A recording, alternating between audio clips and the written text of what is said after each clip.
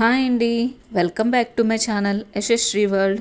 రాజమండ్రిలో ఈ మధ్య ఎక్కువగా వినిపిస్తున్న టెంపుల్స్లో కాలభైరవ గురు సంస్థాన మఠం కూడా ఒకటండి. ఈ టెంపుల్ కాలభైరవ టెంపుల్ అని కూడా అంటారు. ఈ టెంపుల్ అయితే మనకి కోట్లింగాల రేవు ఉంది కదండి, ఆ రేవు దగ్గర ఆర్యాపురం కోట్లింగాల రేవు దగ్గర కాలభైరవ దీక్షా ఘాట్ అని ఉంది. ఆ ఘాటి ఎదురుగానే ఉందండి ఈ టెంపుల్ వచ్చేసి. ఈ టెంపుల్ ఎప్పుడూ ఓపెన్లో ఉండదు, ఆదివారాలు ఉంటుందంట అంటున్నారు. ముఖ్యంగా అమావాస్య రోజు అయితే ఓపెన్లో ఉంటుందండి. అమావాస్య రోజు అసలు ఖాళీ కూడా ఉండదు. టెంపుల్ ప్రాముఖ్యత ఏంటంటే అమావాస్య గడియల్లోనే కాలభైరవ దర్శనం చేసుకోవాలంటండి. బయట అయితే ఈ విధంగా ఉంటుంది.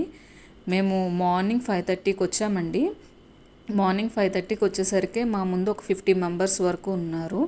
పొరుగురు నుంచి పల్లెటూరుల నుంచి చాలామంది జనం వస్తూ ఉంటారండి. వాళ్ళైతే ముందు రోజు నైటే వచ్చేసి ఇక్కడ రేవు దగ్గరే పడుకొని ఉంటారు. రీసెంట్గా వారాహి అమ్మవారి విగ్రహ ప్రతిష్టాపన కూడా చేశారండి దసరా మహోత్సవాల్లో. ఎక్కువ మాత్రం జనం ఉంటే గనక పైన ఇలా రూమ్లో పెట్టేస్తారండి. మొత్తం 3 ఫ్లోర్స్ ఉంటాయి. పైన హాల్స్ ఉంటాయి. సెకండ్ ఫ్లోర్లో ఇలా పెట్టేస్తారన్నమాట. కింద ఖాళీ అయితే కొంచెం కొంచెంగా పంపిస్తూ ఉంటారు. స్వామివారి దర్శనం వచ్చేసి ఈ విధంగా ఉంటుందండి. దీపపు జ్యోతి వెలుగులోనే స్వామివారిని దర్శనం చేసుకోవాలి. వెళ్ళిన వెంటనే మన చేత్తోనే మనం హారతి ఇస్తామండి. ఆ హారతి వెలుగులో కాలభైరవుడు అయితే చాలా బాగా కనిపిస్తూ ఉంటారండి.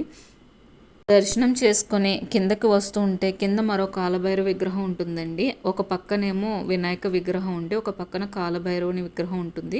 అక్కడ మన చేత్తోనే స్వామివారికి నీళ్లతో అభిషేకం చేసుకొని వచ్చేయడమేనండి. ₹1 కూడా ఎక్కడ దక్షిణ వేయవలసిన అవసరం లేదు. పైన అయితే మనకి పాంప్లెట్స్ ఇస్తారండి. మనకి ఏమైనా కోరిక ఉంటే కనుక అక్కడ ఆ పాంప్లెట్స్లోని మన పేరు గోత్రం రాసి కోరిక ఏదైనా రాసి హుండీలో వేసుకుంటే కోరిక నెరవేరుతుందంటండి.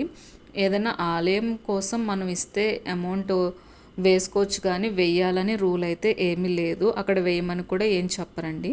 మనకి పైన కాలభైరవుని దగ్గర దర్శనం అయ్యాక హారతి ఇస్తాం కదండి. హారతి ఇచ్చిన తర్వాత మనకు బొట్టు పెట్టి 2 కాయిన్స్ ప్రసాదం కూడా ఇస్తారండి.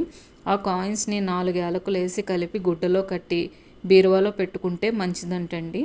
కింద దర్శనం అభిషేకం అయిన తర్వాత వచ్చే మార్గంలో కాలభైరవుని బొట్లు, యంత్రాలు, ఇంటికి కట్టుకునే దిష్టివి అన్నీ అమ్ముతుంటారండి. ఇక్కడ ప్రతిరోజు కూడా గుడి బయట అన్నదానం కూడా చేస్తారండి. ఈ వీడియో కనుక మీకు నచ్చితే లైక్ చేయండి. బాయ్.